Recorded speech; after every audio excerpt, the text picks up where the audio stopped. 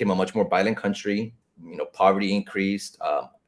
All the like bad, social indicators pretty much worsened, and which was the opposite of what was happening. Like the last 2 years of Celeste administration, the economy was improving, inequality was going down. I mean, he raised the minimum wage, or he did all these things. That literally was just reversed like overnight. Mira que ya viene la revolución, para que se asustan será pa' mejor.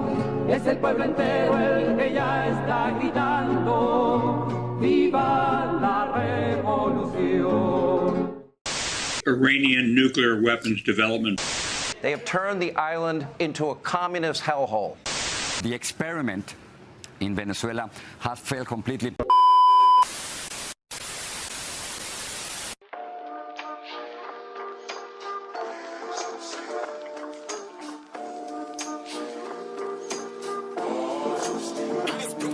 This is a clip from a documentary called Resistencia, and it's a really good documentary about the 2009 coup in Honduras, because we have to remember, just for some context for people who aren't Hondureño or who haven't followed it, in 2009, we had a left-leaning president, Manuel Zelaya, who was moving toward building socialism in the country. He wasn't necessarily 100% radical or anything, but he was just trying to make progressive changes, get rid of the U.S. military bases, get rid of neoliberalism. He wanted to join ALBA, trade with Venezuela, Nicaragua, and Cuba. And a few days after joining the Bolivarian Alliance for Nuestra America, they carried out the coup on June 28, 2009. They kidnapped him in his pajamas and dropped him off in the jungles of Costa Rica, where he was left by himself, and he had to come all the way back through Nicaragua, eventually was in the Dominican Republic for exile. And ever since that coup in 2009, everybody who supported his government, everybody who was a leftist, Afro-Indigenous, Garifuna, Lenca, all of the people who in any way supported him were targeted, murdered, killed. I personally know somebody, Margarita Murillo, who was murdered by the coup regime in Honduras. She's somebody I met in 2012 who was fighting. She was a communist. She was fighting against the right-wing National Party government, and she was murdered. She was murdered in Omoa, in the northern state of Omoa, and she was killed for her activism. Berta Cáceres obviously is somebody who we know has gotten a lot of attention, and rightfully so, because she spoke out against the coup. So this is the context, right? It's 12 years of the most brutal right-wing US-backed military harshness. Like I don't even know how to explain it. Just complete chaos. So I want to play a clip of this documentary called Resistencia about the 2009 coup, and then Cristian, we'll turn it over to you to talk a little bit about the impact of the coup and how this election hopefully will reverse that. The president of Honduras says he's the victim of a coup. He says he was brutally kidnapped by soldiers.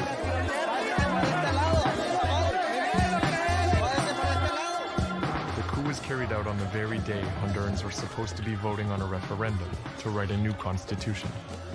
A popular uprising began immediately.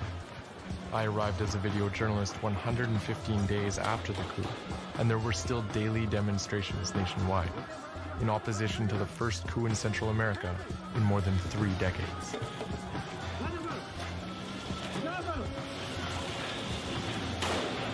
¿Por qué está detenido él? Solamente por estar aquí, haciendo presencia, sin ninguna razón. No ando un corta uñas, no ando nada. I wanted to find out more about the proposal to convoke a national constitutional assembly with representation from every profession, identity, and region in the country. A movement to bring equal participatory democracy to one of the most unequal countries in the world. Esto no nos intimida. No vamos a dejar las calles. Seguiremos en resistencia porque queremos una constituyente. Y si alguno de los compañeros los matan, seremos velados en la Plaza de la Libertad con mucha honra y orgullo.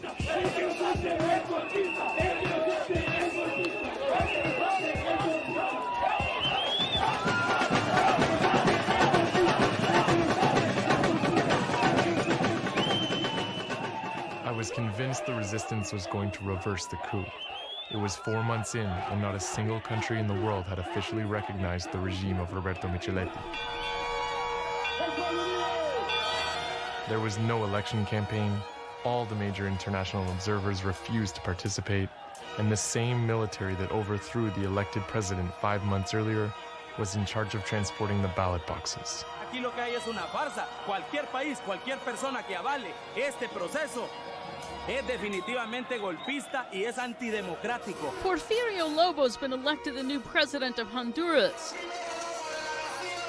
Most Latin American governments denounced the elections as fraudulent, while Western media and governments moved quickly to legitimize the new face of the coup. International aid that had been suspended was restored, and it looked like the resistance was defeated. Less than 2 weeks later, news arrived that Miguel Facuse's palm oil plantations had been taken over.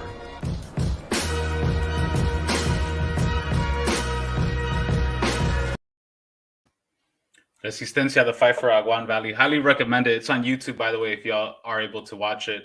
12 years of resistance. The people continue to resist all over the country. Cristian, your analysis of the impact of the coup, how people have been resisting, and how the good, the bad, the ugly. Yeah, I mean, the impact of the coup fundamentally was a regression of democracy. I mean, it's hard to say that Honduras was democratic and, or Latin America was democratic, hardly, right, during the 80s and 90s, during the height of the neoliberalism, or what's called the lost decade. But we saw a change, a Latin American change, right, starting with the election of Hugo Chavez and the whole, North Americans call it pink tide because they didn't want to legitimize the leftist nature of it. But it was a popular movement that, Chavez fought really hard among other nations, pretty much to, reverse or remove the neoliberal model. With, like, as you said, with Zelaya, he won in 2005 under like the Liberal Party, which is actually a party running today, which is pretty much like a center. It was like what it sounds like, a Liberal Party, less right wing than the National Party, but for some reason, and this part's still really unknown, like he actually started listening to the basically grassroots movement in the sense of, I've heard from Garifuna activists from different organizations where literally he would allow them to come into the presidential palace and talk to him about, this is going on in our communities.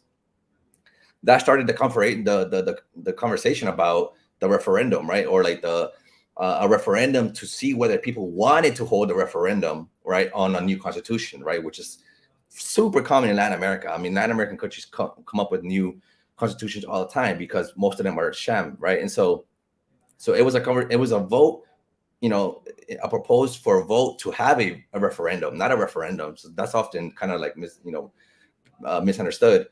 It was like, we should have a constituent assembly to come up with a new constitution.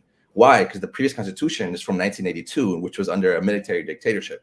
So it's understandably that people want a new constitution, right? And so that was enough to scare all the right-wing elite forces, to scare the U.S.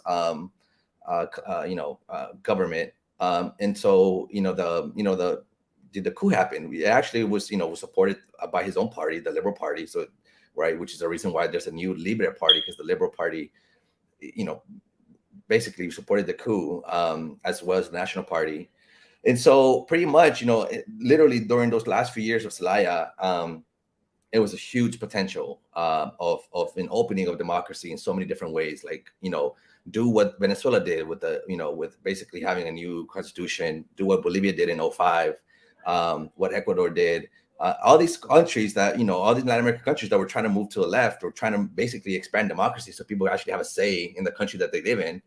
That was unacceptable for Honduras. And so, the right-wing forces, did what they did. And one of the most egregious things that it could have been done, similar to happening in Haiti in 2004, and actually the coup in Venezuela in 2002, right, which is, an attempt. And so what we saw after that was obviously like, what's a regression in that, quite literally the opposite. So as quite literally democracy was expanding, the right-wing forces had to do what they always do best, which is when they see, people rising up to demand like democratic, basically movements, they do the opposite, which is to crush it or try to crush it. And so the way they did that was through overthrowing Zelaya. And so, I mean, after that, the story is what it is today, right? Which is Zelaya, pretty much a new militarized country, has received so much military assistance from the United States to the point where, every aspect of society is controlled by the military, and a military in which is actually part of the pretty much, doing the service of the narco industry, right? So as we know, like the president's brother has been, convicted here for basically landing, Colombian, planes with drugs, having the military and the national police pretty much make sure that goes, uninhibited in any way. So it's hard to, the president, as we know, I mean, Honduras is quite literally the definition of a narco-state. I would say, in a bigger degree than Mexico was before Obrador, right? Like in the sense that it's, all echelons of the state are pretty much corrupted in that way. And so, I mean, so that's why we saw anyone who's doing any social justice work, environmental defenders, indigenous rights defenders, feminist organizations, all these different organizations, they were the first ones targeted. Why? Because they were the most organized, the highly organized, who were being the most strategic and the most forceful in calling out the coup and trying to have a new, basically return democracy to the country in some significant way. And unfortunately, it's been sabotaged by everyone. So 2009, right after the coup, they did the sham elections, as we saw in the video, where Pepe Lobo won, who himself is also a narco pretty much. Then in 2013 is when Juan Orlando won. He was the president of the Congress, and that was sham. I mean, you talk to anybody, literally, I mean, all the tactics they do, like shut down electricity in certain places so people can't vote. I knew somebody through my sister who was there at the time, who I think her brother worked at one of the electric companies, the state-run electric companies, and he literally said, we got orders to turn off the electricity in this place. This is 2013, by the way, and so they barely won. So things like that. I mean, the number of ways in which all the tactics are innumerable. So, but anyway, so that's just, I mean, but 2017 was obviously the much more egregious one, because the president, who was already the president, ran again unconstitutionally. There's no presidents can't rerun according to the Honduran Constitution. He basically got his Supreme Court to change that, which they couldn't, and then that's how he ran. And even then, he didn't win the actual votes. I mean, we can go over the details, but basically he lost. But he finessed the system in a way in which he was able to say, I actually won with the numbers. I mean, and again, during this time, Trump was president. So, I mean, any even pretension of kind of accountability from the U.S., which sometimes you could do with some of the Democratic presidents, because you can call them out on some of their hypocrisy to some extent, that wasn't even possible. So, he stayed on for the next 4 years. And, and here we are. So the Nationalist Party, any sort of legitimacy or any sort of leadership that they had was from him, because he was this pretty much this, this figure, which, hated by most people, but still seen as who he was, the National Party leader. He's not running again, so they pretty much have no gas. Obviously, if anything, everyone recognizes that party as the most corrupted party. And so, in last minute, we saw an alliance form between, Nasrallah, who was the candidate in 2017, who won and who wasn't given the victory. And then even quickly, and even at some point with the Liberal Party too, but I think that broke. And so, that was the impact of Honduras. It became a much more violent country. Poverty increased. All the bad, social indicators pretty much worsened. And which was the opposite of what was happening like the last 2 years of Zelaya administration. The economy was improving. Inequality was going down. I mean, he raised the minimum wage, or he did all these things. That literally was just reversed like overnight, and then expanded over the years. And so that's the impact. The death of more poor people, the death of more indigenous Black people. I mean, that's what the coup has meant. The death of more journalists, the death of anybody trying to do good work. Right.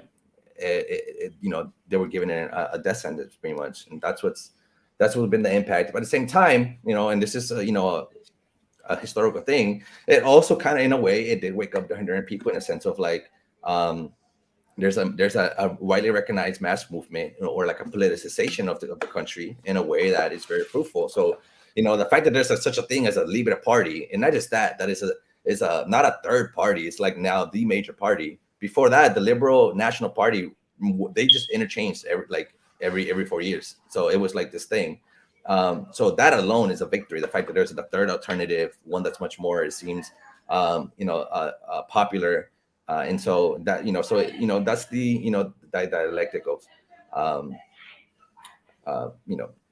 revolution and movements, right? Which is that, at the same time, repression and violence, in a way does, forces people to, organize in a way because, livelihoods are at stake.